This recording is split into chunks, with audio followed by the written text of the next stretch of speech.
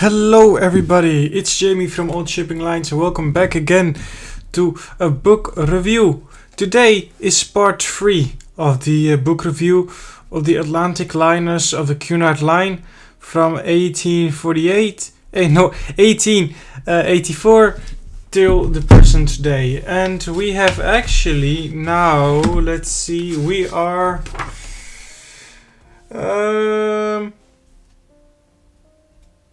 We had the first pages, let's keep it at that. But I hope you enjoyed the series so far. So yeah, let's begin. So now we move to chapter 13. And that is the RMS Aquatania of 1914. Also known, excuse me, as the ship Beautiful. And we all know this lovely story of this vessel. And of course what you have again in this chapter is her building and also her interior decorations with first class and second and third. But you of course also have her life as a troop ship during the war and her life as an hospital ship during the war. And then of course you have also at the end, let's see, the technical data and with all the gross tonnage, net tonnage, length overall, and the speed. And she had quadruple screw powered by 2 sets of direct acting steam turbines, and she could go 23.5 knots. So that is chapter 13 of the RMS Aquatania. And now we move on to chapter 14, and that is the RMS Berengaria, also firstly known as the SS Imperator. And this ship was actually my first video I made, so that's quite funny, but for me at least. But of course you again have her life, her building and her German service, and then you read how she became a Cunard liner and how her life actually went after that. And you of course have again some amazing pictures that I haven't seen on the internet anywhere, so that's quite interesting. And of course you have also at the end the technical data, and she could go 23 knots as well. And also this is quite a long chapter of the Berengaria, also perhaps because maybe she was a German liner before this and that she of course already had quite a life. Who knows, but you won't get bored with this chapter. So that is chapter Berengaria of 1920. And now we move on to chapter 15, and that is the Albania of 1921. She was the first Cunard liner to be built following the First World War, and she has one funnel and an interesting superstructure or hull, in my opinion, but I don't mind. I mean, she looks like a fine vessel. The chapter of her is not that big. It has only one page actually in total. So you have her building, of course, her life, and her technical data. And she was a twin-screwed steamer, and she could go 13 knots.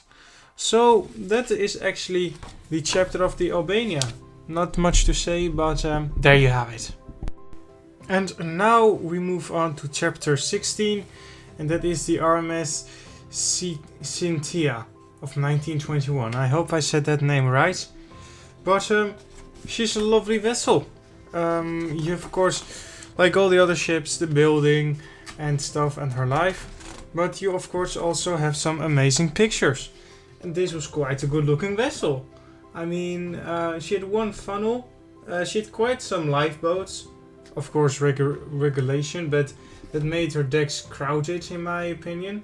But I mean, for third time now, she was a nice vessel to look at. And of course then we have the technical data at the end. And she was also twin screw powered by 2 sets of double reduction geared turbines, and she could go 16 knots. So slower than the Aquatania or Lusitania in that fact, but it must have been a joy to sail on her. And now we move on to chapter 17, and that is the RMS Samara. Like the Cintia, she had one funnel, and she is actually pretty much the same design. She is from 1922, so one funnel, and she's pretty much like the Cintia. Maybe a few changes here and there, but pretty much the same. Of course, you have the building and life of the liner, and at the end, of course, you have the technical data box. And like this Cintia, she could go 16 knots. So I like though that the bridge is kind of separated from the top deck with the lifeboat. That's something I like. just wanted to say that. But yeah, that is the Samara. So that is the end of the book review. I hope you liked it. It's a pretty long series of the Cunard Line book, because it's actually also a pretty long book. So I hope you're still with me on the series, and I hope you still like it. Please let me know in the comments, of course, what you thought of this video. And for those who don't know, we have a Discord channel talking about ships and ocean liners, which is pretty fun, and we are looking for members. So I will leave a link of that in the description. Of course, also a link of the book where you can buy it. If you have friends or friends who like ships or ocean liners, please show them my channel. We're trying to reach 300 subs. And with that out of the way, guys, have a good night or day wherever you are, and we will see each other on the next video. Bye bye.